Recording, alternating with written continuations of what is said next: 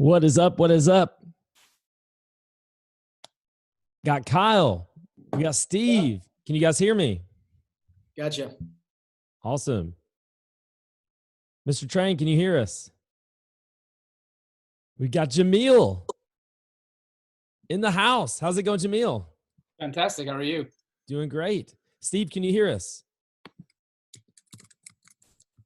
We're still working on some audio while we wait on Christina and Corey to join us. I want to welcome everyone to our weekly Saturday night webinar. We've been doing this 3 weeks in a row now, and this has just been an incredible time to learn from the industry leaders what is going on in our world. And obviously our thoughts and our prayers go out to everyone who has been affected, or family members, people that you know who have been affected by this virus. For sure want to start there, but we want to thank you guys for joining us. Corey, how's it going? Can you hear us?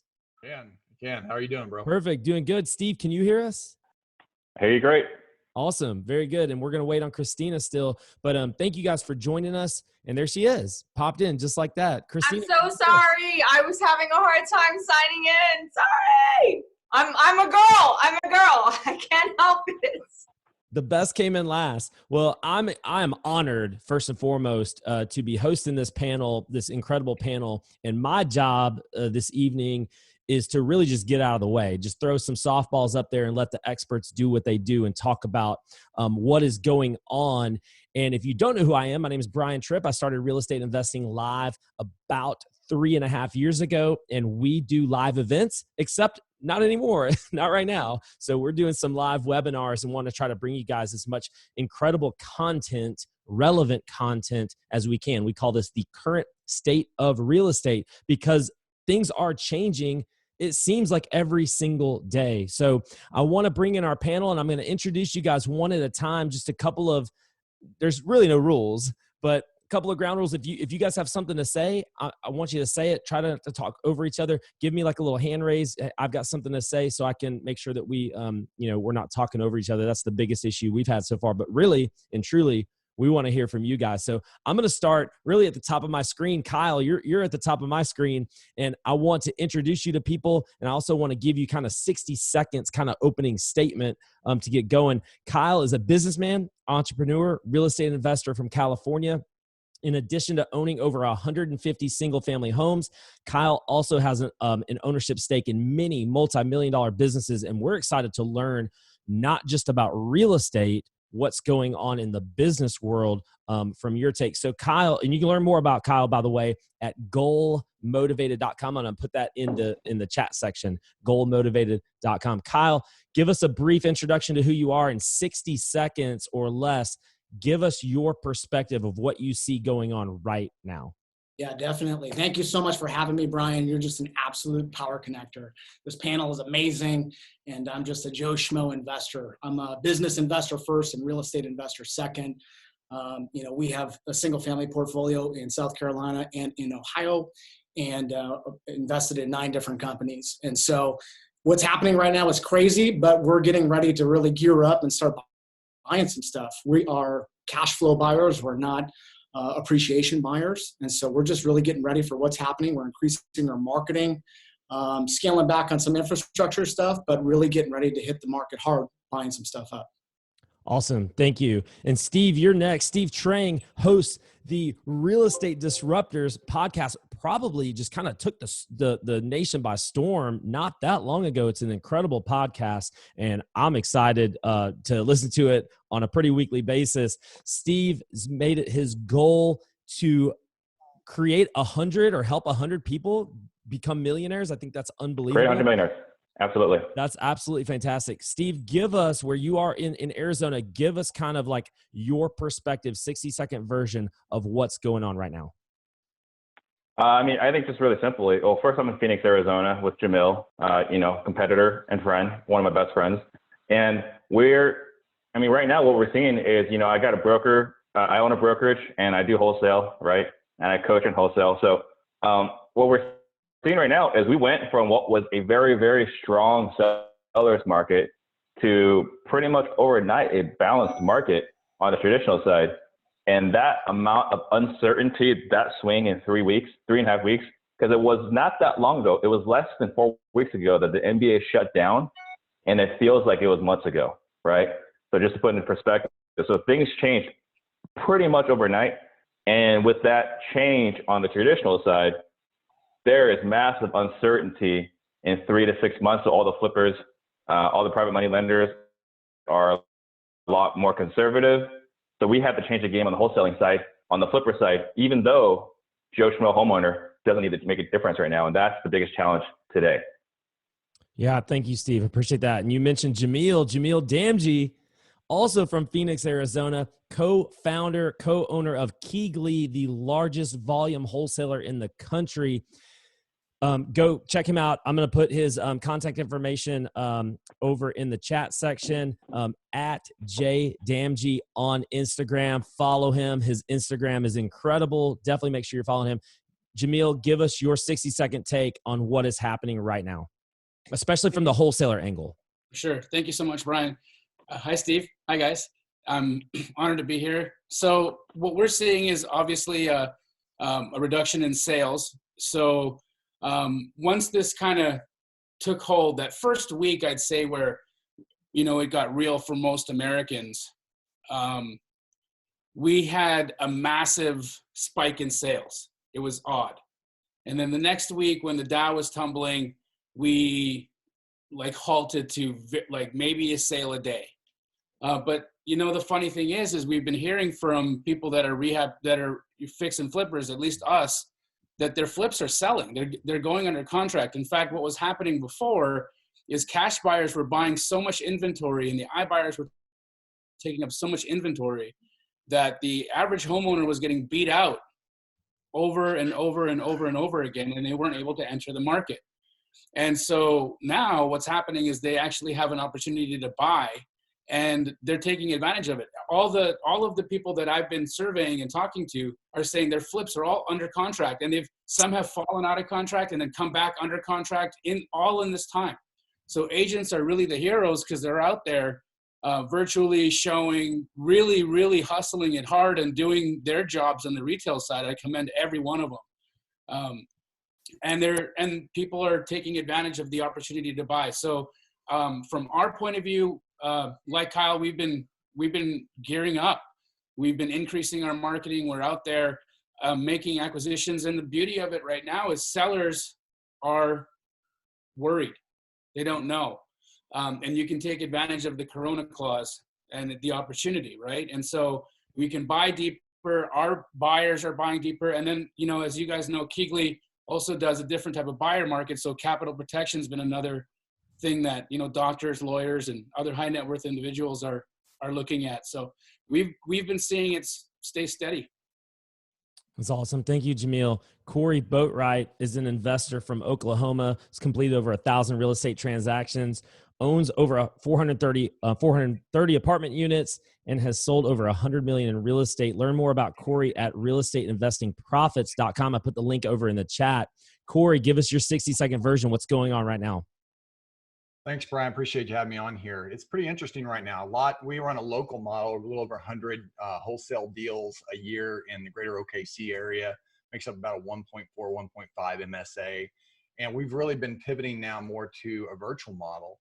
And I think that after all this is kind of said and done, I think that you're never going to really be able to look at the market the same way. I think that a lot of things have changed right now. And because of that, we've had to pivot, be innovative, and really create new ways that we can get in front of our buyers.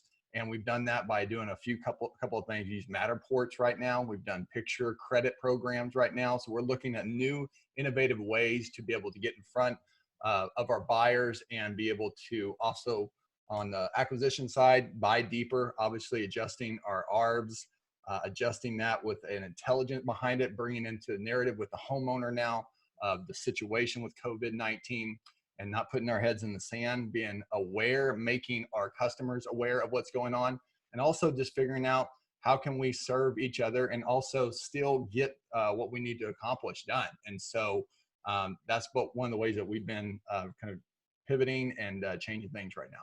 Yeah, thank you, Corey. And last and certainly not least, Miss Christina Kraus. Christina and her sister own Postal Impact and also Virtual Lead Managers, and do direct mail for some of the kind of custom direct mail for some of the very top real estate investors all throughout the country. I'm excited to talk to you, Christina, because you have a lot of data that I know that you're going to share with us tonight about what you're seeing as far as direct mail rates and everything that goes on with marketing as far as direct mail goes. So I'm excited about that. But tell everybody, you talk to everybody. Kyle mentioned master connector. You're like the connector. You have talked to everyone. What is your sense of what is going on right now? So first of all, let's acknowledge the fact that I'm pretty much just old. Like, I know a lot of people, and it's just because I'm old. So that's fine. I'm okay with that. But the truth is, because we are a data and analytics company, we didn't plan for this period of time, but I'm really excited about our role in this moment, because I think if there were ever a time in history, I mean, we're in an unprecedented time, let's face it. If there were ever a time when you needed to rely on actual data and numbers and logic versus emotion, now is the time. Because let's face it, as entrepreneurs, we're all very emotional beings. So the perspective that I have to offer, and one of the reasons why I have been a little bit silent up until this point, I'm only just now willing to sit on panels like this and to discuss it, is because now we've lived through a little bit of the period of time. I've watched my clients actually market through this period of time, and it gives me an opportunity to share actual data. What is actually happening on the ground, not just like what we think is going to happen, not just conjecture, but actual, data. And there's a couple of things that I want to say, because you asked me to speak on the state of the market. There's two things that I would say that at a very high level, the discussion is that, number one, we don't know what's going to happen. Like, for any of us to sit here every single time, even when I'm speaking with the smartest people in the entire world, we think something's going to happen and then it doesn't. And I think what we have to do is just to make sure that we are positioning ourselves properly to take advantage of the opportunity when it presents, to keep ourselves strong in this moment, to survive this moment, to position ourselves to be able to take advantage of the opportunity when it presents itself, right? And then also just to understand that, we're going to have some kind of new normal that comes out of this. And the way that we survive is, in my opinion, two ways. It's community. I think more than ever, we're going to find that collaboration and community is going to be a huge point for you to massively succeed. I think the day of operating individually and as an island and in a bubble is either gone, or you're really playing with fire to try to do that. So I think it's all about community. It's all about collaboration and working together and building each other up and giving each other hope. When you're down, I'm here, and when I'm down, you're here, and that kind of thing. I think that's going to be more important than ever, which is interesting, because I think in some ways we're connecting now in this moment when we're not able to connect. I think we're connecting now more than we ever have. And I think that's actually kind of exciting. I think that's part of the innovation that's coming out of all of this. So I'm honestly kind of excited to see what comes. So we don't know what's going to happen. And I think that is the really key point. And that's why I love doing these every single week, because so much is changing. And, we had a great panel last week, great panel the week before. We're going to continue to have great panels, but we're talking about different things each week because everything is changing so rapidly in a culture and in a world right now where we don't know what's going to happen week to week. Kyle, I want to start with you, and really anyone just kind of chime in after that. What do we do? Christina, you said that we should be positioning ourselves. What do we do right now in this climate that we don't know what's going to happen tomorrow? I think what amateurs do is they cut their ad budgets. And I think now is the time to increase your ad budget and get market share. That's what we're looking at doing, right? So we'll scale back on the rehabs, we'll scale back our crews, we'll scale back all these other things to get our inventory up to a livable position, because that's being paid for with income that's coming from the portfolio, right? But we'll double down on the actual advertising and client acquisitions, because now we can grab market share. Who else wants to tackle this question? I could say that. Can I just say something real quick, just because Kyle, you're probably very much, and we've not had a chance to meet individually, but you're probably very representative of the kind of client that we represent. So, our clients tend to be in the, I don't know, top 5% of investors in the nation. And what you are saying, and I'm not trying to preach that if you don't have the money to survive, that you should be dumping money in. But that's what the big guys are doing. And you have to think about that. The reason why I am still here today and smiling is because I didn't know what my biggest clients were going to do, but my biggest clients are not only maintaining their marketing, they are doubling down on their marketing. That's the first time I've ever heard anybody use that phrase. And it doesn't surprise me at all that you're the kind of investor that you are, because that's what the big guys are doing. And there's a degree that I think you have to follow the wisdom of that. I think there's reasons why you shouldn't do that sometimes, and maybe we'll get into here. But most of the guys who have the budget to do it are actually going all in on marketing right now. Corey, go ahead. So I'm going to go completely against the grain on that one. I apologize. So I think that, if you're well funded, if you've got inventory or if you got reserves to go hard for 6 to 12 months with no income, then absolutely, if you're positioning yourself to do that, then you should, right? You should definitely increase your marketing. But I would imagine most of the people listening to the show are probably going to be not in that position. That's my guess. I don't know for sure, right? Don't know your analytics, don't know your demographics. But for most people, I think Kyle absolutely hit the nail on the head. Don't cancel, don't stop your advertising, because the moment you stop your advertising, you're in trouble. You're out of business, right? So for us, what we're doing and what we're seeing a lot of people, that are doing not as big a volume is we're just maintaining. We're just maintaining our marketing, and we're seeing more leads, more conversations, not necessarily more escrows, which is what we're seeing right now, but we're seeing more leads and more conversations, and we're building this huge pipeline right now where, although we're not contracting as many as we like at the moment, we've got a lot of people that we believe once reality hits, we're going to have a lot more conversions in the near future. And can I just say that I'm not a wholesaler. I'm a buy and hold guy. All of my money that's being made in this other side, all roads lead back to real estate. You have to park it to get the returns, right? So it's if you're cash flowing, the great thing I had working for me, because my background, as I started on the real estate side, is a traditional side, right? Just as a regular real estate agent.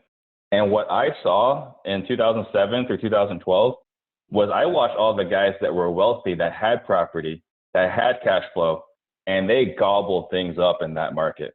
And so it sounds like Kyle's able to do that. I just want to make sure that we're talking to the right people, or the right people are hearing the right message, because that message is true for the top.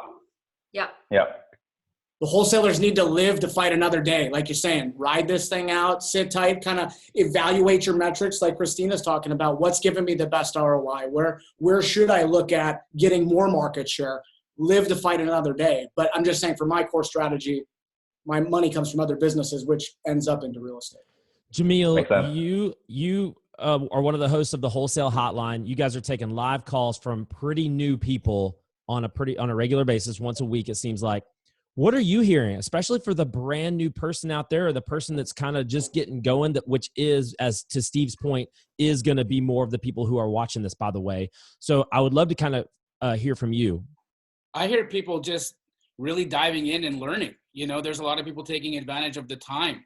There's a segment of people that are just going to focus on the television and stream TV all day. And then there's a segment of people that are going to be like, I've got nothing to do, and I'm going to go and watch my favorite people on YouTube or Instagram or whatever, and I'm going to go learn things. And then they start taking action and implementing. I'll tell you, like, coaching sales are way up, right? Way up. Data sales are up. All that, people are skip tracing phone numbers. They're making calls. They're doing things. They're having real conversations with people. I think, like Christina said, everybody's just really wanting to connect. We're all locked up on house arrest, but people want to talk, and they're going to pick up their phones and they're going to have conversations. And if you can be a genuine person and have a genuine conversation with a seller, you can really keep doing it. I'm seeing people all day, from guys who are brand new to guys that are, what we're doing right now in our shop is we're tightening up the ship, right? Everything that we didn't have time to do that was an inefficiency is now efficient.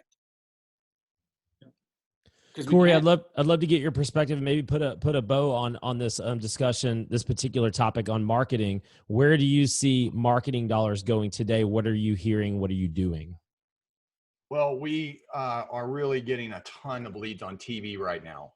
Really crushing. It's no surprise because everyone's at home watching TV. And so I would highly recommend, if you haven't tested out TV, that you do so. It isn't cheap to do it, but it is something that you can get your ROI back pretty quickly.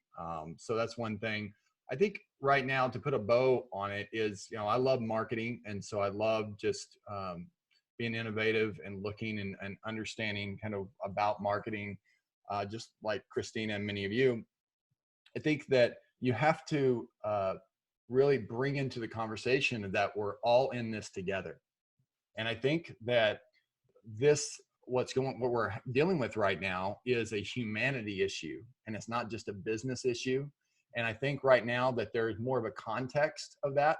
I'm seeing more wholesalers, instead of flashing their, all their money around and all of this, that they're actually caring a little bit more. There's more of a little different perspective or a different look to them right now.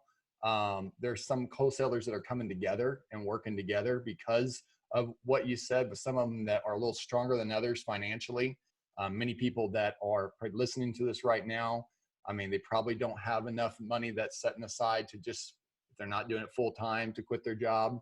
And so, they're being really innovative and finding ways that they can work together. And you just got to remember that it's a humanity issue right now. And so whenever you're talking to someone and they want to sell their property and they got hold of you somehow, just remember that, they also realize what's going on. And so as you're a small business owner and you also want to make this deal for the property and fit into the buy box for them, you want to make sure you're serving them what they want, but you also want to make sure with you, as well as a small business owner, that fits for you. And like you said, we don't know what's going to happen. We don't know when it's going to end. We have ideas.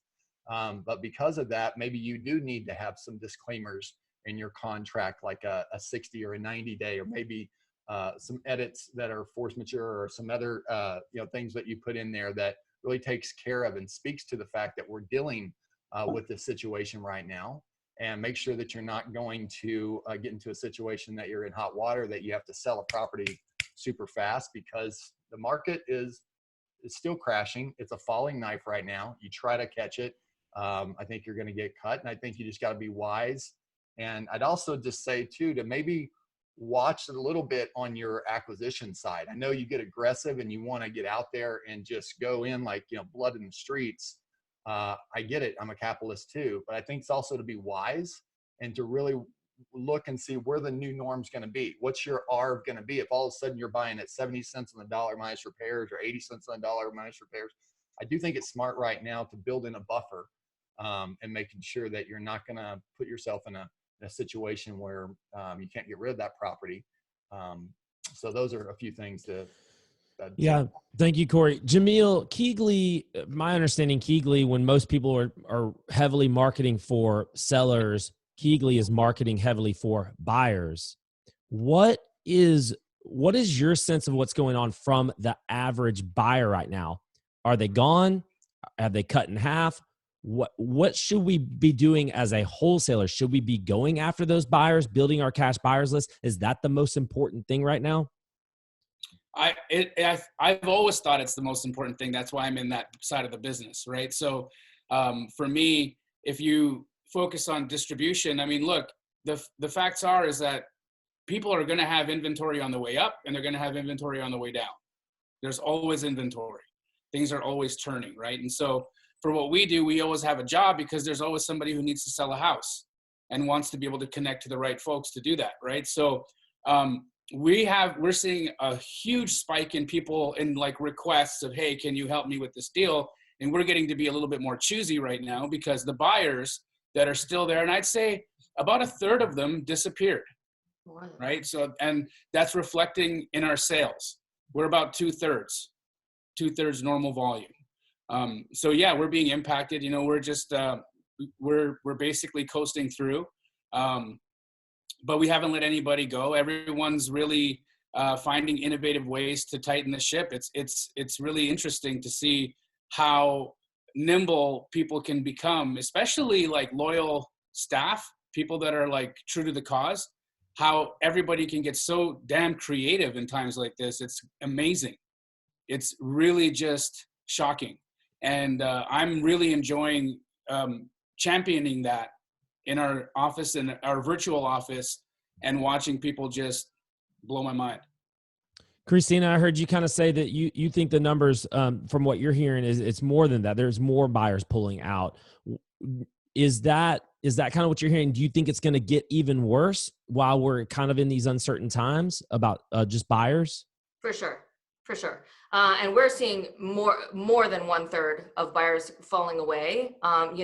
When Pier Street shut down and kind of that hard money lending went away, if you listen to the rhetoric out there, even if you watch Facebook feeds, the number one thing right now is disposition. Like, what am I going to do with the deal? So it's funny, I just recently did a call with a group, like literally today earlier. And I think what you have to do is you have to identify where you're falling. Do you fall in the category of, I literally don't know how I'm going to make it through the next 3 months unless I make money. I have a little bit of money to spend and I want to be wise, or I have an unlimited amount of money to spend, right? I think you need to honestly assess where you fall in that bucket. And if you fall in that bucket where like, I'm scared and I'm not sure what to do, find ways to market without spending a dime, but also figure out and spend some time on that disposition side. And make sure that you figure out who's out there that is still lending, and they are there. You just have to push past the fear to find the answer. You ask a better question and get the answer to your question. And also I love what Jamil said, people are being so creative right now. If you have no money right now, the most valuable lead in your business right now is the lead that you've already paid for and that's sitting there in your CRM. You need to follow up on your old leads. You need to make sure that you're going back and doing that. And then, you need to reach out to other investors to find who's struggling to buy, who are your buyers. More importantly, and more to this topic, I'm sorry, we've seen a complete reversal of the way that we do things, because it used to be that we said literally 2-3 weeks ago, I cannot tell you, no, there's nobody out there that would have said, if you have a deal, don't worry about the rest. Stop worrying about the back end. If you have a deal, you'll find the money and you'll have a buyer. It's completely reversed now. And what you have to do when you're trying to determine if you're even going to market right now, or if you're going to do anything right now, is you need to reverse it and say, who's my buyer? How am I going to exit this? That has to be your number one concern. And if you have that piece locked up, if you have the disposition side locked up, who's going to buy it? Who's your buyer? And if your buyer has a really tight buy box, then your marketing better be positioned to accommodate that person's buy box. But the bottom line is you've got to reverse it. You got to work backwards. You got to figure out if you can exit the deal, how you're going to exit the deal, and that will determine if you should even be marketing at this point. Can I jump in? Yes. Reach out to Keegley and we'll help you. Buyer. I think also too, and this is not on the buyer side, but on the acquisition side, if you're not making offers on the MLS right now, you're missing deals. Just bottom line, there's people that are dropping their prices significantly right now.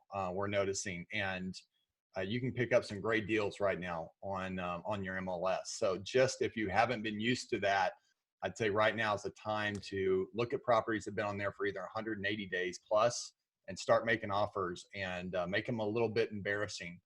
Where you feel a little uncomfortable, and you'll be surprised on the responses that you get from those. Corey, what's the strategy if I get a smoking hot deal anywhere? Is the strategy to hold it? Is the strategy to flip it? Is the fix and flip market kind of wait and see still? I think it comes down to, well, one, I mean, we do also, it's your strategy on dispo. So if you have a big buyers list and you already have kind of your VIP buyers, what you want to do, the strategy is communicate with your 80-20. Look at your Pareto and look at the people that are buying the most houses and really communicate with them and find out, are they dependent upon third-party financing right now? Are they liquid? What's their situation look like? If you brought them a smoking hot deal, can they take it down, or do they have to be dependent upon hard money and hoping this other deal is going to go through and hoping this other? really getting clarity on what your avatar is on that VIP buyer. And once you have that, then you just kind of go shopping. It feels like right now, especially, you can really start making offers on things you never normally probably wouldn't have. And you're starting to see a little bit more price relax. At least we are from the MLS. So I think that's a good strategy. The other one on just your wholesalers, I mean, just on people that are, for us, we do a lot of stuff where we list the properties. And so the properties usually do get bought up by other fix and flippers. And so we don't have really the biggest issue of, you know, on the buyers list, we have the stuff that we're selling stuff on MLS. So for us, we're just still getting more people that are interested in those properties. However, we're also sensitive to it as well. So we maybe, instead of listing stuff at 85 cents on the dollar, we're listing stuff a little bit lower right now. We're looking maybe just a little bit lower just to see if we can get it to move. Because I don't want it to, I don't want it to hold there for a long time, especially right now. And if I can take, you know, a few thousand less right now and I can move stuff, I'd rather do that than just to let set that.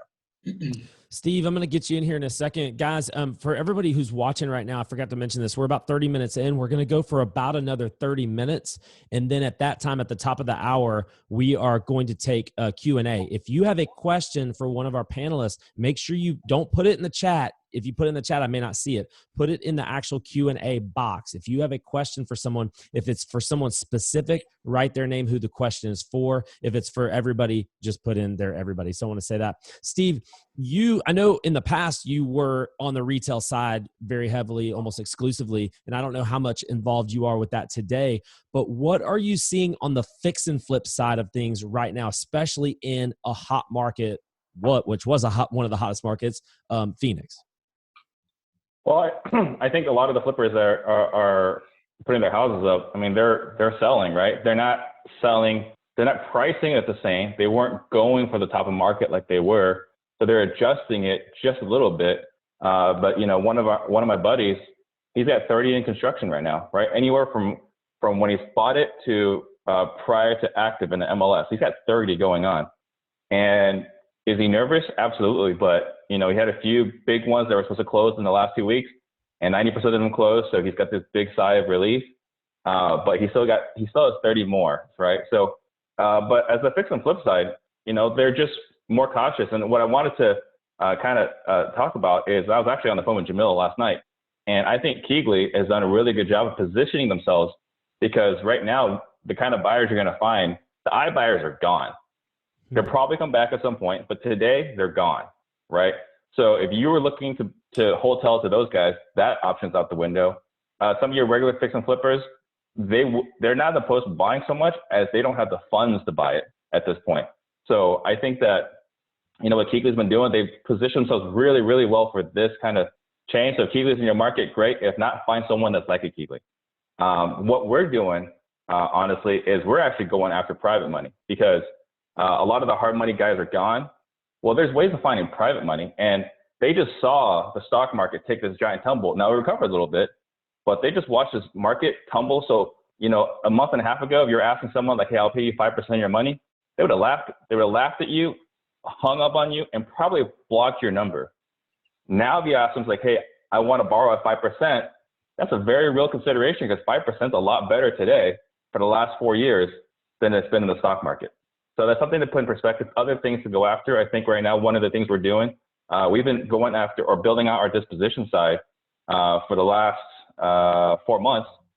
And right now we're going to start building out our private money side as well, just to fund our own deals, because I think that this dynamic has changed a little bit between wholesaler and flipper, and flippers have felt, you know, taken advantage of for the last 2-3 years, because it's been a really good market, whether you're a flipper or a buy and hold guy. You know, you saw how much the wholesalers are making. And now that dynamic has changed, and you get to dictate more or less what the wholesaler can make. And as a result of that, I'm thinking that I'm probably going to be my best buyer for the next year or two. And so because of that, I'm going to start building out my own private money portfolio. So I've heard everyone say that, you know, wholesaling, even Corey, when I asked you the question, that your answer kind of led back to wholesaling, finding out what your buyers are looking for. What is the strategy for a someone who is a buyer, a typical buyer, are they hold? What are you guys seeing? Are they buying to hold right now? Kyle, I'd love to kind of get you to jump in on this, because that's kind of what you're doing. Are you buying to hold right now? Or are you buying to flip? What is the purpose of you getting out there right now today in what is an uncertain environment? 100% is to buy and hold. My strategy doesn't change. I don't care about appreciation. I don't care if it goes to zero. I'm buying for a certain mark in my buy box as far as my return on investment. And we're just going to keep going, keep cruising. My strategy doesn't change, good or bad market. And so, Steve, that's kind of what I hear you saying right there, is that if there are great deals, we're just going to buy and we're just going to keep these things. Well, we're going to keep them, but I mean, we're probably going to wholesale them, right? Like before wholesaling became as popular as has been the last couple of years, because wholesaling wasn't, people were doing it, it existed, but it wasn't as mainstream as it is today. I mean, you can't be on Instagram, I believe, today without finding someone that's talking about wholesaling. So 5 years ago, 7 years ago, I was buying things and then just putting them on the market. So I would borrow money from friends and family, and then I would put it on the MLS. In fact, that's how Jamil and I connected originally. I was buying properties at a discount and listing it, and I was wholesaling before wholesaling was a word. And that's, I'm guessing that might be where my business turns back into. Interesting. Jamil, do you want to jump in and kind of add to that? I do, because Kyle, the motivation of why Kyle is doing what he's doing is what I'm super interested in. I believe it's capital protection, right? He knows if he can buy a house at 70 cents on the dollar right now, or 65 cents on the dollar, his money is safe there. Even if real estate takes a 8% hit, what did he lose? He's still protected in an investment that's insulated, right? And so that's the conversation we're having with buyers right now, especially our high net worth buyers, because a good portion of Keegley's marketing isn't done to rehabbers. It's done to physicians, accountants, lawyers, people of high net worth that are buying because they want to protect their money. They real estate is sexy, it cash flows, and it insulates you. And that hasn't changed. And so the fact that he's still buying and holding, the motivation, I believe, is behind all that. He doubles down because he knows it's safe. That's right. 100%. I want to shift gears, guys. I want to talk about, it's kind of funny. I want to talk politics for just a second. But I think it's important because of obviously what just happened. And specifically, I want to talk about the stimulus. A lot of people have a lot of differing opinions. Corey, you in particular have had some very specific outward things to say about what is happening politically, at least on the stimulus side of things. Like, I would love for you to share kind of your take politically, what's going on right now. Well, I mean, and how that applies to real estate, by the way. Let me make sure I add that caveat. Well, I think that, we forget that Trump's also, whether you like him or hate him, which is usually the case, he's polarizing. You also have to realize that he's a real estate investor. And so I think that at the end of the day, all the things that are happening right now with this COVID-19 is obviously horrible in so many different ways for humanity and for economy. On the other side of it too, I think that you're seeing with this PPP program, and listen, we're in a big mastermind. Christina's in this mastermind with us too, called Collective Genius. And we just spoke about this, Brian, on Friday with one of our CPAs, my CPA as well, on our commercial stuff, Marcus Krigler from Duckett and Ladd. And we specifically are following this on the payment protection program and on the EIDL programs.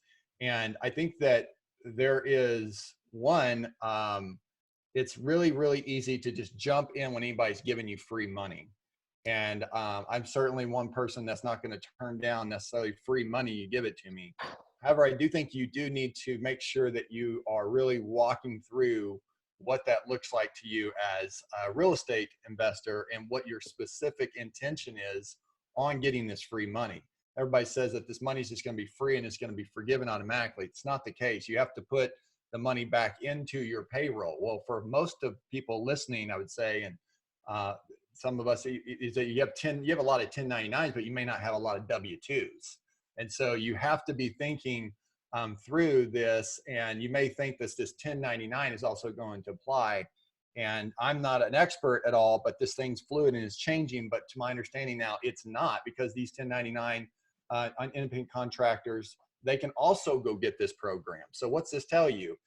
This tells you another idea that I think that you should be looking at for your folks that you work with. And this is brought up, not necessarily my idea, but I agree with it in our group discussion on Friday, was start thinking about who you're working with, your independent contractors, and bring this to their attention.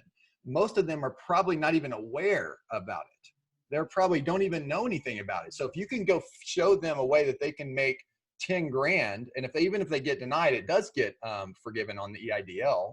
And if you can go show them a way that they can get, quote, some money to help them out, they are going to be so appreciative of you, and potentially even you guys can work out some other things from it. So I think instead of just thinking about what this can do to affect you and help you as the real estate investor and of your organization, also start thinking about who are the people you can serve, who are the people that are in your circle, and the people that you work with, service providers, all the people you work with, that you can also bring this to their attention and see if there's a way that that you guys can, that you can work that together. I think that's one thing.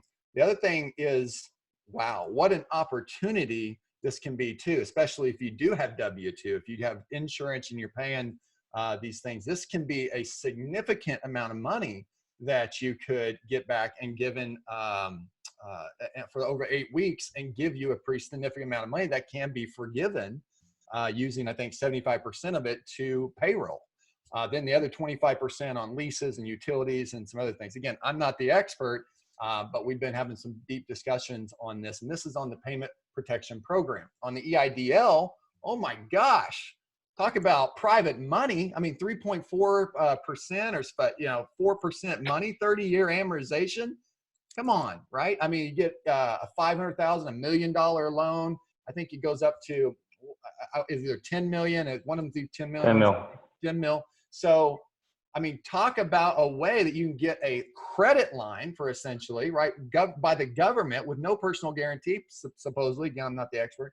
But wow, you could use this to really change your business. This could be a massive way for you to take advantage of some great opportunities from the government to do this. Lastly, I'm going to say, really think about it. And I'll even say, Brian, pray about it, because I have some really smart friends that are also saying that maybe you shouldn't just jump right in. Maybe you should really think about what this looks like. Why is the government just offering this money to you for free? There's usually nothing is for free. I won't go down that rabbit trail too much, but just really be wise on making these decisions right now, because you don't want to be fraudulent. You don't want to have intention and try to get free money that you shouldn't get. You also want to make sure that you're making wise decisions. And you also want to figure out ways that you can serve and help your service providers and people around you. Yeah, Steve, did you have anything to add to that? I'd love to get your perspective on just the stimulus package in general. I think Corey nailed it all, right? Perfectly. I think we have mutual friends that we've had this conversation with as well. And I got a buddy who's ready to apply for a loan for 1.7, for 3.75 amortized, and he's just going to be his own buyer. And why not, right? If you can borrow at less than 4%, and I don't know if it's 30-year amortized, but it's more than 10 years. And that's better terms than you're going to get than any other place. So I think if you're in a position to be able to do that, I think that's great. If you have the finances to support it, I don't think everyone can apply for it. But I think there's no reason not to do it if you can do it legally, not fraudulently. I think that's really key here, because you don't want to be on American greed in a few years. And I think that what's really great, although, size of stimulus, concerning, inflation, all that good stuff, at the end of the day, I'm just really happy that regular people, business owners got bailed out, and it's not just the banks that are too big to fail. Kyle, that was not a mic drop. That was my thought. Sorry. Love that. Kyle, where does that kind of just everything that's happened with the stimulus package, how does that affect you, maybe a little bit bigger business than obviously the people who are watching this, and how can that affect kind of the smaller real estate guy? For my personal businesses, my main business is a telecom distribution business, and actually our business has exploded. We've got upgraded to an emergency services situation, and so we're a refurbishment company that sells and distributes office phones. And but between two companies, we got about 120 in payroll. So we're definitely in position to apply for those loans as well. For the smaller guy, you know, like Corey was saying, the EIDL, I mean, that's a saving grace. I think the $1,200 bailout for the American taxpayer is a joke. It's just not enough. I mean, what do you get for $1,200? Are you kidding me? But for the businesses, I mean, it's a nice break. But bigger question is, what happens when all this settles? I mean, 10,000, 1,200. What's really going to happen? What's consumer sentiment going to be when this is all over? When do we go back to work? June? I mean, we have a $23 trillion economy, and we're not going to work for 2 or 3 months. What's going to happen? Everybody's going to be having 3 months worth of missed payments going back to work. How are they going to be feeling trying to catch up on stuff? I just don't know that it's enough. I don't know. Never waste a good crisis, I guess, but follow the money on this one. Yeah, for sure. I want to shift gears. I know we've talked about marketing, but Christina, I really want to touch or dive into some of the data that you have that you want to share with us, because I know that direct mail is very important. A lot of people are still doing it. And, you know, and we had this conversation earlier this evening that some of us should be doubling down on our marketing efforts. And if some of the people who are watching are doing direct mail, Christina, can you give them some direction, some maybe hope? I don't know what it is. I would love for you to share kind of what you have for us. Yeah, I mean, of course, I'm partial to direct mail because that's what we do, right? And that's what I've studied for all of the years that we've studied. Not that we don't have data on some of the other marketing methods, but I will tell you this. I want to be very careful, and I appreciate not the rebuke from Steve, but just the reminder from Steve that we're talking to a large and vast audience, and everybody's going to fall into a certain bucket, right? So we need to make sure that we address each one of those things. I will say this of direct mail marketing. I can tell you definitively that nothing has fallen off the cliff, and I've not seen that or heard that of any of the marketing methods that are out there. It's not like, oh, if I continue marketing right now, I'm throwing my money away. No, that's certainly not the case. If anything, I think that there's more opportunity because there's far less competition, because there's a lot of people who have already stopped their marketing because they can't afford to continue. So what I would say is that I think it's really important to identify where you fall in that bucket. I think it's really important for people to have 3 to 6 months worth of liquidity, that if you did not make another dime, you could survive that moment. And if you can't, I think all of your effort right now should be in this period of time, this lockdown and this quarantine period of time needs to be to figure out what you can do to strengthen yourself to get through this time, because there's massive opportunity on the other end, but not if you don't survive this time. And it gets a little hairy, right? Because this is going on longer than any of us have thought. So you've really got to think about that. If you don't have money right now, the last thing that you need to be doing is betting the little money that you have on marketing, rather than, there's 1,000 things that you could do without money. The first thing is following up on your leads. You can reach out to other investors because there's a lot of opportunity from other investors in the market. There's any number of things. If you sit down for a half an hour and say, I cannot spend one dime on marketing, right? If you have a limited budget, like you're a little tenuous, but you're like, I'm okay, but I'm not going to be okay if this goes on for an extended period of time. I'm not sure what to do. I am a very big proponent in any events to get very targeted with your marketing right now. Don't just blast out the 25,000, 50,000 mailers just to do random lists that you were used to, because you used to be able to do that. Find very specific, think about it. Think about who you should be targeting in this moment. At the moment, as a marketing company, we actually developed a lead specifically for this time. I think landlords are a great group to hit because there's a lot of pain and fear with landlords right now. So I think, that absentee owner list is probably a very good list to hit right now if you're looking for direction. We actually have a lead right now where we're layering financial distress on top of that, and then also layering hard hit occupations on top of that. What are the people that have been hardest hit by that? We call it a high risk landlord lead. So we're thinking from a data perspective, we're trying to think outside the box, and that's what you need to do right now. You need to be innovative right now. So yes, I think direct mail is a very smart choice, because Right now, everybody's shifting to calling and texting. And I'm not saying don't do that. I'm not saying don't do that. But think about this from a commercial marketing standpoint, commercial marketing all the way across the board. And I work with some of the biggest just mail companies in the nation, not just for real estate investors, but they mail everybody. They're down 60 to 70%, guys. People are getting 60 to 70% less mail in their mailbox today than they were 3 weeks ago. Not only that, you have a captive audience at home right now.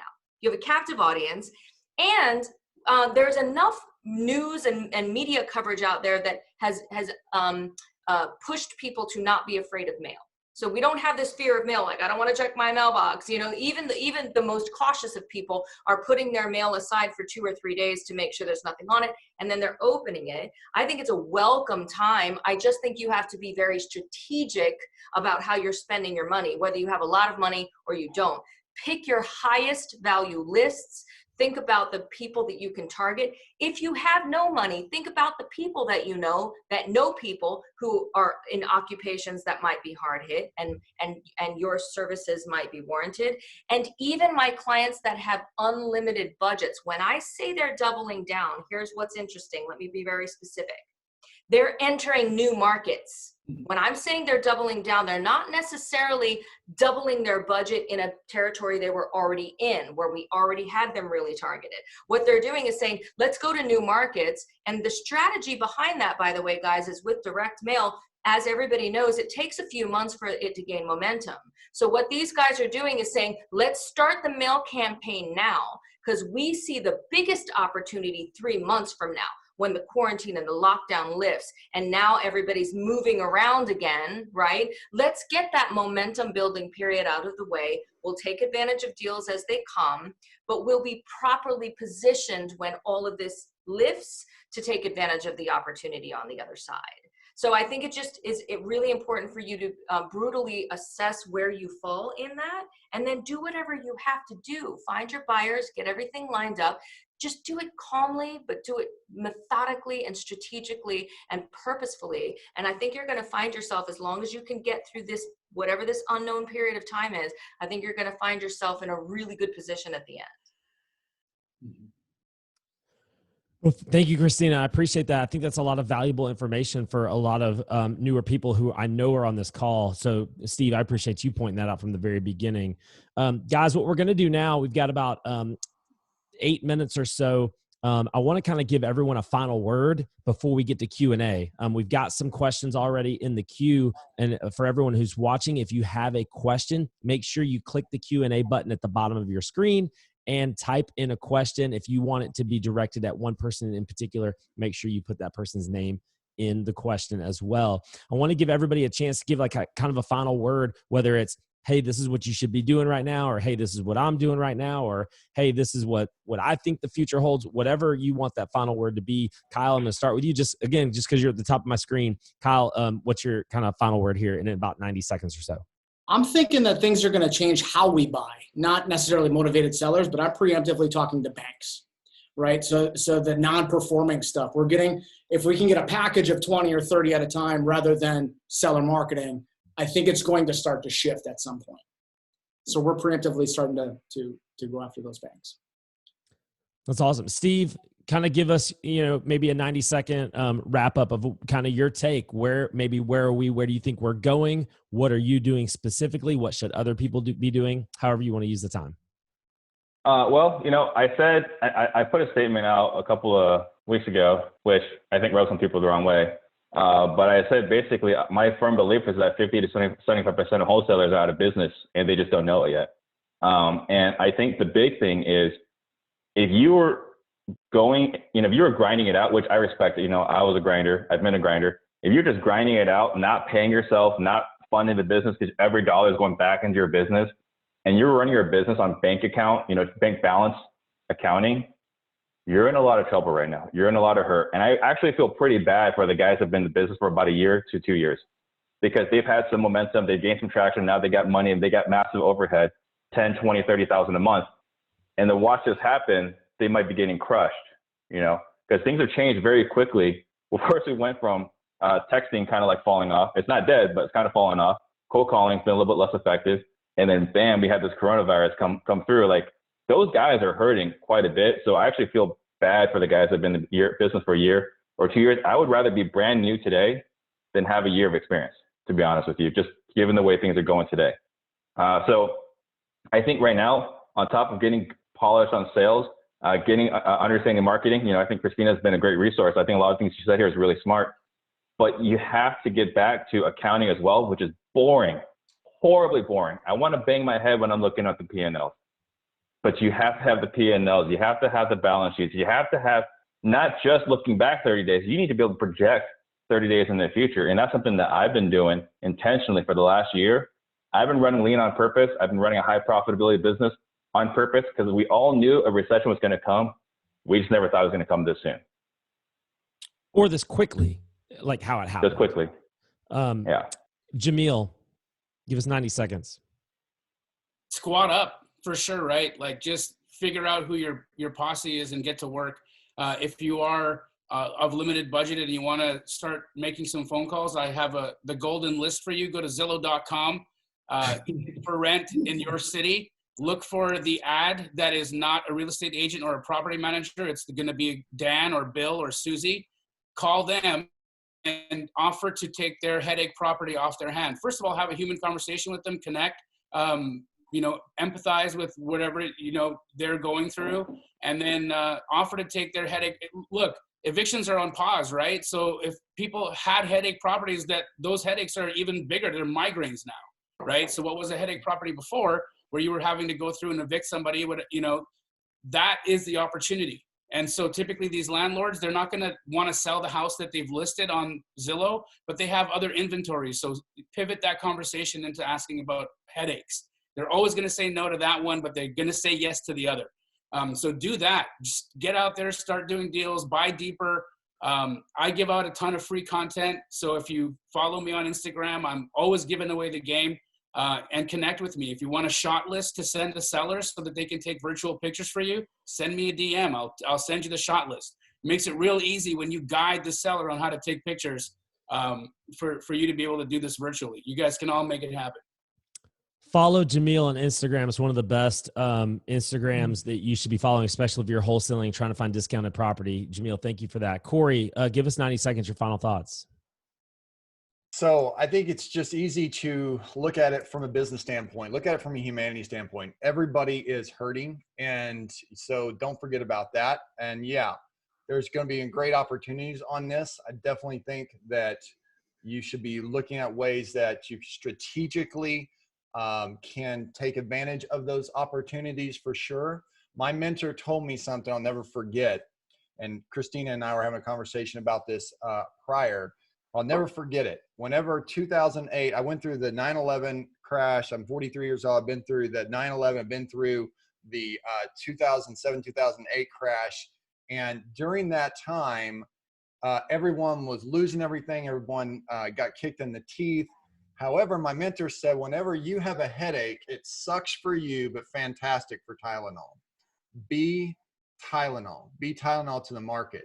We started a loss mitigation company. We started a short sale education business. We started a short sale software. And during the time where many people were just losing everything, we were actually figuring out a way to take advantage and be Tylenol to the market. So on the business side of things, there is going to be some incredible opportunities for all of us to take advantage of on that side. I believe we're going to be short sales 2.0 coming back, certainly in 2021. So it'll be interesting. On the other side of just humanity, just remember that people are hurting. Just be good to people. Find out ways you can serve them. If you can maybe give them a little extra tip. If you're going to a local place to buy some food, just remember that some of these people have businesses. Listen, my wife, we have a salon on top of this. There's people that they're never going to be able to come back that have lost some of their jobs. They're never going to be able to come back. They're never going to have that business back. Just be mindful of those things. Remember, take advantage of, be strategic, but be mindful, be good to people. Well said. Thank you, Corey. Christina, 90 seconds. I guess I'll piggyback a little bit on what Steve was saying. And that is, I think the message to everyone, and certainly what I have taken to heart, is get lean, get disciplined, use this time to get strong. Eat your veggies, lift your weights. If your business is not in order, get it in order. You have this unique moment in time where you have nothing to do but to assess where you are and if you're behind on your taxes, I mean, if there was ever a moment when you're going to regret that, I'm going to tell you it's right now. Get caught up on your taxes, get your processes, your systems, your structures in place, because if you don't, you're not going to be properly positioned to take advantage of the opportunity that's coming. So at the end of the day, I think it's really important for me, and I even made it in my personal life. I sat down, I had a conversation with my kids. I said, we need to see everything that we own as a valuable resource. And I think you need to do that personally. And that's more a mindset thing, right? Like, I want to make sure that I'm looking in my fridge and going, I could throw that tomato away, or I could make sure that the dinner that I have to cook that I never used to have to cook, was we used to eat out all the time, I'm using that tomato in the dinner because it's a resource and I'm not going to waste it. Whether you need it to survive in this moment or not, or you're in a great position, think of it like, if I save $1 today, that is $1 that I can 10, 20, 30x whenever the opportunity presents itself, and we don't even know what that opportunity is going to be. So what we have to focus on in this moment is making absolute sure that our house is in order, so that when the opportunity presents itself, we rise up, the opportunity rises up to meet us because we're waiting there and ready to do it. I just want to say at Postal Impact, that's what we're committed to right now. Okay, as a marketing company, we're not looking at it from the perspective of, I mean, we're just not even in a position to think that everybody is going to start throwing money at marketing right now, right? Our goal is to make sure that we add value to you in whatever way that we can to get you through this period. We'll win with you later. Okay, so if you go to postalimpacts.com, there's a marketing hub there that you can utilize. But a lot of the things that we have charged for in the past, we have a free kind of KPI tracker. There's scripts and things like that that we have sold in the past that, guys, we are giving away today to give you the opportunity, or to add any kind of value to your business. You need to be focused right now on getting through this period of time and getting as strong as you can, getting your mindset in the place of being disciplined and lean, so that you're ready, you can survive the time, and that you're ready for what's coming, because it's going to be good, but you got to make it. And we got to do this together, because otherwise we're not going to survive. Awesome. Thank you, Christina. Everybody who's watching, we're about to hit the Q&A right now. There's a lot of questions in there. We're going to try to do this as fast as possible. We don't always get to all of them, but if you have a question, make sure you put it in there now. Don't wait to the last minute, because we may not get to all of them. So we're going to try to do rapid fire as much as we can during this version. If it's just a question, everybody just kind of raise your hand and say, hey, I want to take this one, okay? So here we go. Kyle, what city in Ohio are you buying? It looks like somebody is trying to wholesale you some deals. Cleveland. I like Euclid. I like Garfield Heights. I like Maple Heights. Awesome. Cleveland. Jamil, why should someone buy your program over anyone else's program? If I resonate with you, then mess with me. I think that's who you're going to learn from. I don't think there's going to be people that are better than other people. We all understand this business at a high level. If you're an actual operator, I know John Burley is an actual operator. So, if you like John Burley, then buy his training. If you like me, come mess with me. But I give away a lot. You don't even need to pay me. You don't. Once you've done some deals, you've done like 3 to 5 or 10 deals or whatever, and then you want to learn how to kick it up, pay me then. For now, just take it for free.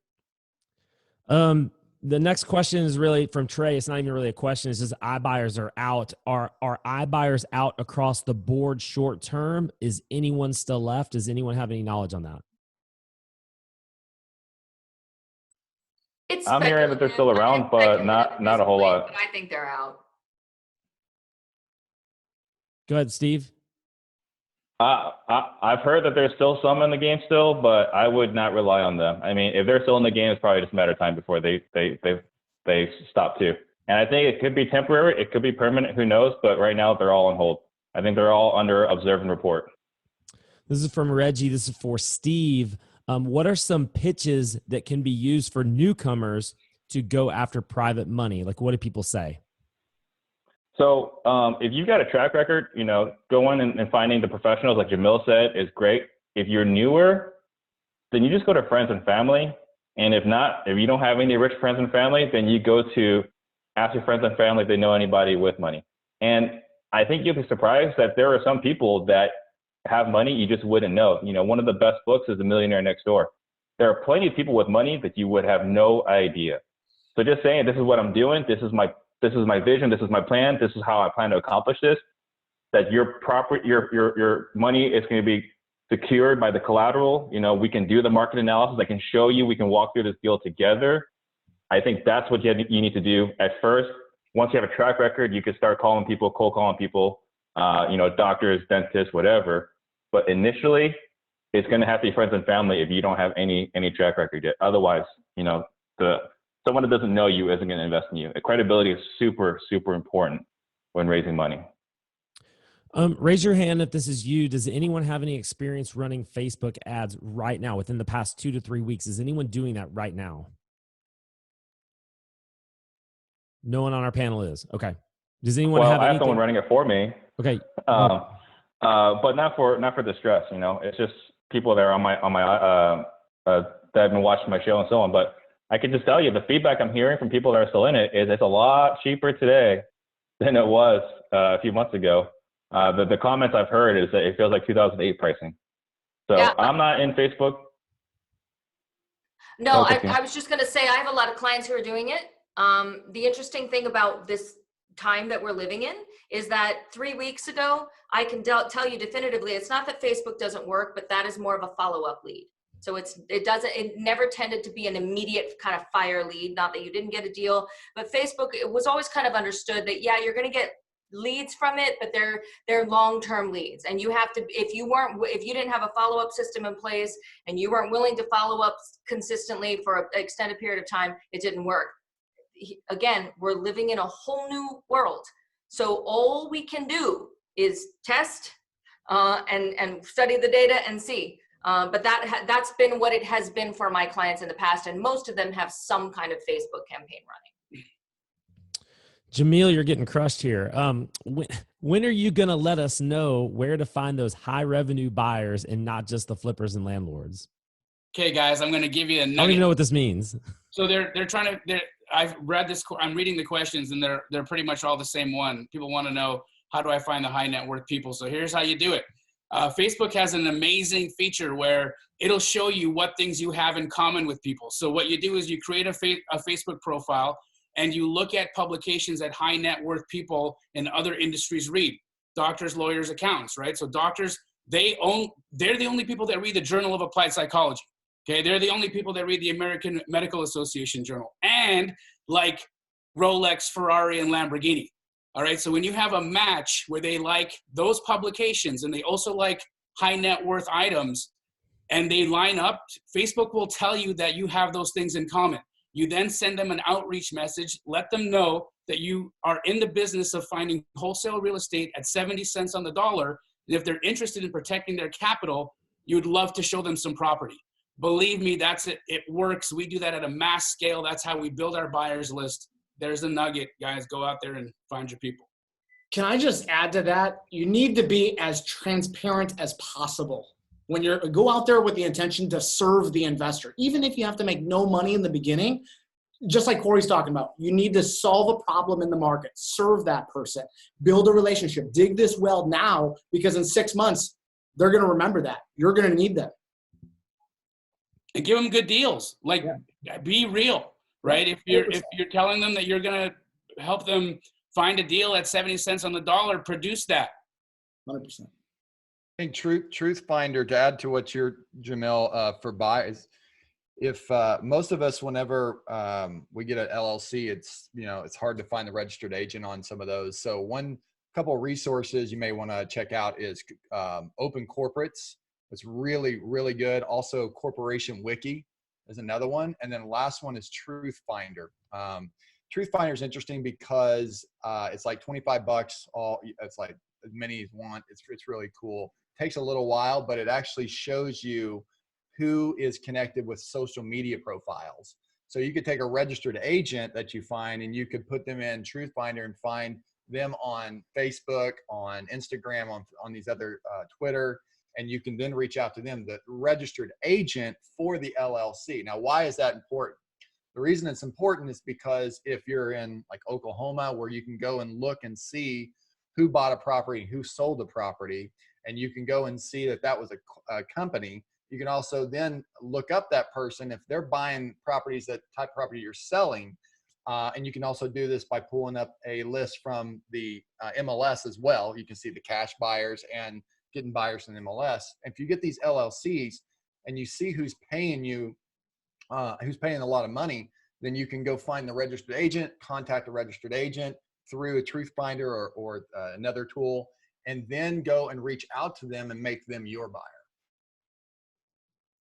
Awesome stuff. Randy asks, I don't think the country, maybe says, wants our thoughts on, I don't think the country goes back to work when this lifts. Your hourly workers are going to get hired back in slow percentages, 30 to 40%, maybe in beginning, and slowly added as businesses build back.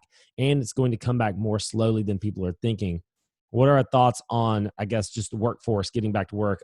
Record high unemployment right now. Anybody want to take this? Well, I don't know what the PTSD of this looks like, right? When are people going to want to hug each other again? When is it going to be cool to like touch a movie ticket? Like, I don't know when this is over. It's there. Like, I've always been like weary of people that are sneezing and coughing. You know what I mean? Like, I always kind of steer clear of that. And like, now I'm like, I'm like, whoa, who's a sneezer? You know? And so like, when does that end? Right? When does that go away? When does the PTSD end? For a lot of people, it's going to be some time. I don't know. And I agree. I think that we are now going to change the way that we do everything. We're changing how we do school. We're changing how we do work. Everything is adjusting, and some of us are getting better, right? A lot of us are getting better doing this like whole telecommute thing. This is like a massive shift. Everything is different. Don't expect it to go back to being the same. It's a new world. Anybody else want to tackle this? And New York Times had it, I was just looking here, I think they had it for 13%, which if you look at New York Times, you like it or not, which is certainly the highest level since the Great Depression, around 8.5 million. Some people say 10 million jobs are lost. I mean, unemployment is huge, right? At the end of the day, though, you have to also be looking at some of these people were furloughed. Some of these people will be coming back, certainly with some of these payment protection plans. That's going to really help in a huge way get a lot of these jobs back. And I hope we'll see a lot of them come back. I hope. But in terms of how that affects real estate, how it affects, there's actually some really interesting things right now. Some people are laying off their whole staff, right? And those are really good people. And so if you have the opportunity, so one perspective, you have the opportunity to poach right now. There's never been a better opportunity right now to poach good talent. By the way, this is what, companies in the Valley do as well. Whenever Google lays off a bunch of people, whenever Twitter lays off a bunch of people, they go in and they poach those people, because you can find some incredible opportunities right now, and you're helping that person and you're helping the economy because you're getting them back to work. On the other end of it, where where you're having to go and get unemployment and all that, I mean, you're going, there's not really things that you can really do. Listen, there's three things that we are talking about right now in our group, in our mastermind. One is, what can you control? What can't you control? And what is your plan moving forward, Ryan? So I can't control unemployment, and none of us can control unemployment. We can't really control that. It's not something that's we can really control right now. Like, we personally on this call don't have that ability to control that, right? So what can we control? We can control being leaders in our organization versus being panickers. And I promise you, if you are panicking, everybody in your organization is. And so rise above the hyperbole, rise above all of the negativity and all these other things. And listen, I'm human too. I get caught up whenever one of those posts come out, that the world is ending, and that it's going to end up being 47 million jobs. And oh my God, I mean, I get caught up in it too. You're human too. Do your best to be self-aware, rise above it, and be a leader in your organization, and be thinking about ways that with every big challenge that happens in life, Brian, opportunities come. Every challenge happens, there's opportunities. And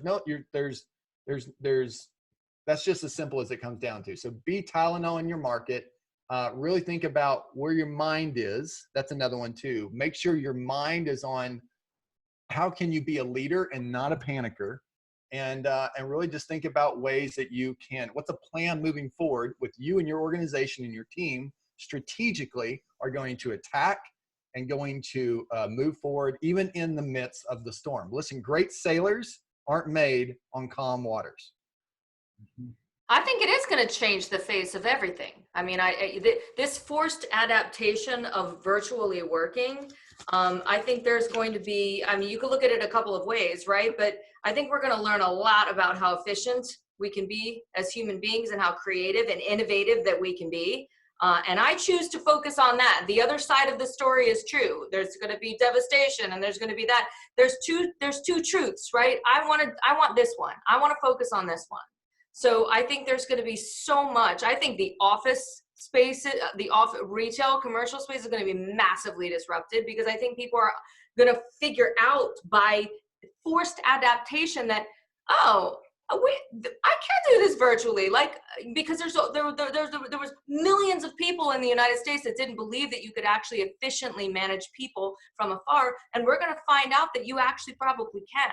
So there's a lot of really amazing things that are also going to come out of this, because we're forced to adapt to it, right? And I think it's on us to look at real estate and go, okay, yeah, it's going to change. So I can't think that I can stay the same. Let's take that as an exciting adventure to be like, okay, I'm smart, I'm creative, I'm a visionary. Like, let me watch. There's my play, go. It's coming, but you have to look at it that way. You have to eliminate as much fear as possible by securing your financial position right now, eliminate the fear, and then go innovate.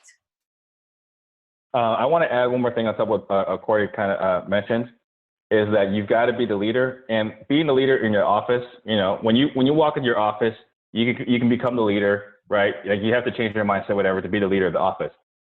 When you're at home and you're on social media, you're still the leader. The eyes of the world are still on you. Your people are still seeing what you're putting out there.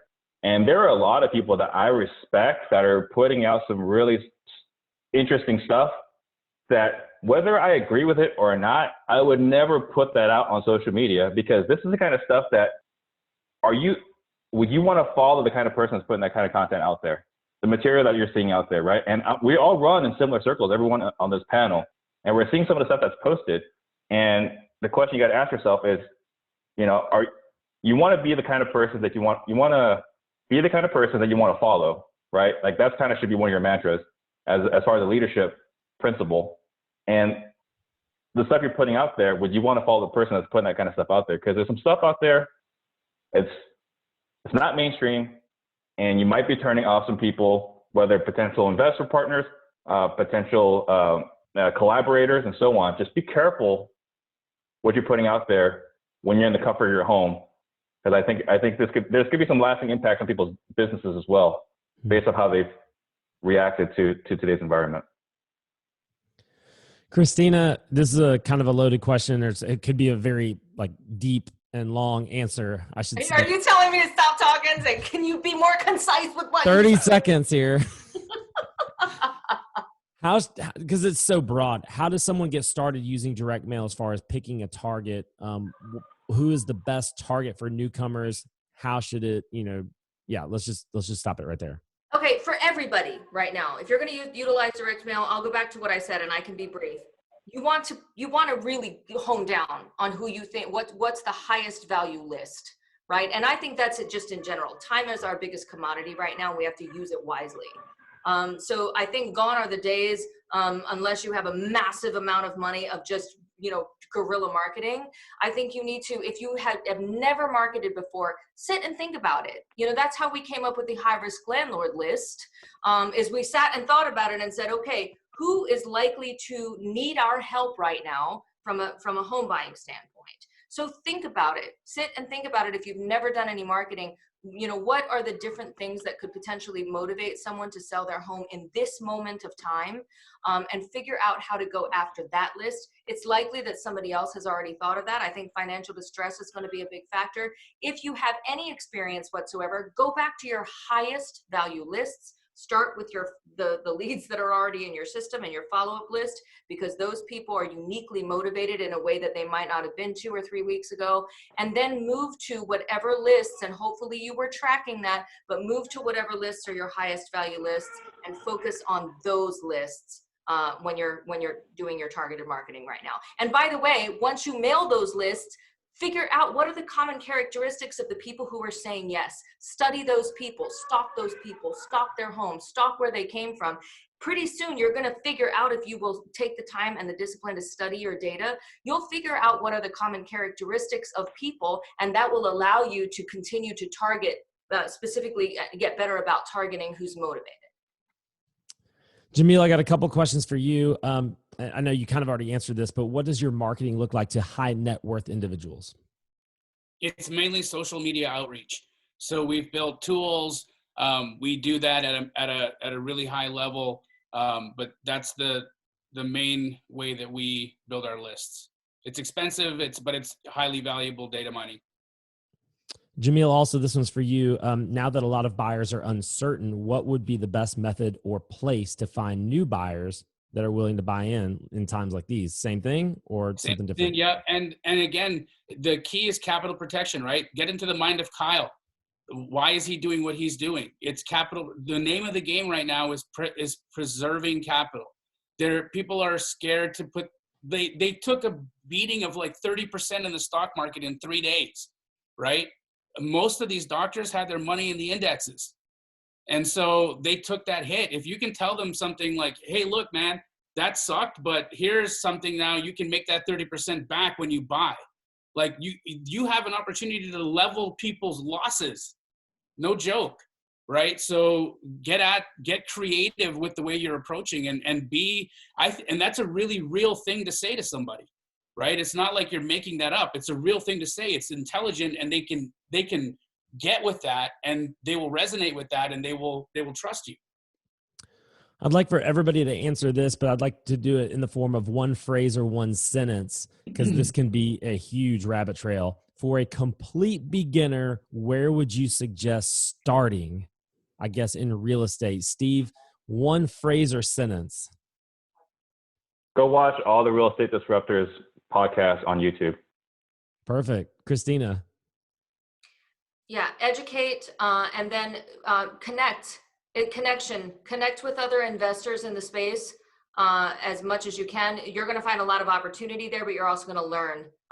There's never been a time when collaboration and connection is more important. Corey, one sentence or phrase. Go listen to Real Estate Investing Profits podcast. Educate. Jamil. I mean, we have a lot of fun on Mondays on Wholesale Hotline. It's a fun show. We take calls from live people and we answer their questions. It's Pace Morby, myself, and Brent Daniels. And you got, Brent Daniels, Mr. Lead Gen. You've got Pace Morby, Mr. Conversion. And then you've got my input, which is dispositions. It's really the trifecta of a wholesale business. And tune in on Mondays. It's at 5 p.m. Pacific, 7 if you're in Texas, and 8 on the East. Wholesale Hotline live on Facebook. What about Alabama? Come on now. Kyle. There's always going to be sellers, always going to be buyers. Go solve somebody's need. Yeah. And by the way, for everybody who's watching this, you can't go wrong following. Obviously, you should follow all these people. You should be watching all their content, subscribing to everything that they do. These are incredible people, investors. They've done it, and they're now teaching it and coaching it. Go follow all of them. Love it, guys. Thank you. All right, here we go. We're going to knock out these last few in 7 minutes or less. So we're going to try to do rapid fire. Great business are created during tough times. What real estate problems do you think we can solve? How can we be the Tylenol? Corey, you want to answer that one? Definitely look and see where the pain points are. There's pain points right now, and that's essentially what the B Tylenol is. There's a headache and someone needs relief. And so what does that look like? Someone still needs to sell their house and they need to sell it quickly. You need to figure out what you need to do to be that Tylenol. And during 2008, people had properties that they had too much owed on them than what they were worth. Everyone else was running away. We were figuring out a way to run into that market because we realized that banks now were willing to take a big haircut to get rid of those properties because they were using up a huge credit line. And so every one of those non-performing assets for those houses those banks had were using up 2 to 3 times of what the value of the house was. So that's figuring out a way to be Tylenol, in the market. So figuring out a way that you can do that right now. I'll tell you just 2 simple ways. One is take advantage of your thought platform. If you have one for Facebook or for Instagram with Jamil and Facebook as well, and TikTok now, pay attention to TikTok, what's going on now. You can actually use these thought platforms to get a message out there and say, listen, where is the challenge right now? Do you need money? Do you need houses? If you need houses, what's your buy box? Where are you buying? Just being able to define where the pain is and then finding out a way that you can solve that. That's what I mean by be Tylenol. And I just knocked out those last few because they were just comments. They weren't really questions. So I just knocked those out. Guys, thank you so much. Before everyone goes real quick, I just want to remind you next week, same time, same current state of real estate. We're going to have, I think, 4 panelists next week, and Trevor Malk is going to be one of the people who leads this up. It's going to be specific to marketing. We're going to talk about Google AdWords. We're going to talk about SEO. We're going to talk about Facebook ads. We're going to talk about probably cold calling, the TTP stuff. Probably not direct mail because we talked about that this week and last week as well. So next week is going to be specific to lead generation and marketing. So come back for that. There may be a very high profile surprise guest panelist. So you want to make sure that you're subscribed to our list so you get that more information. High profile than us? Come on, Brian. I cannot thank enough our 5 incredible panelists, Kyle, Jamil, Corey, Christina, and Steve. You guys are unbelievable, and I'm honored to get the opportunity just to ask you guys some questions. Now, hopefully for everyone who's watching, I did a good job. I'm going to make sure that in stuff that we put out there, that we have all their stuff, their Instagram handles, their websites. Go check these people out. They're on this show for a reason. So with that being said, we love you guys so much. Thanks for tuning in, and we're going to see you next week, 8:30 Eastern, 5:30 on the West Coast. Love you guys. You guys. Guys, appreciate you.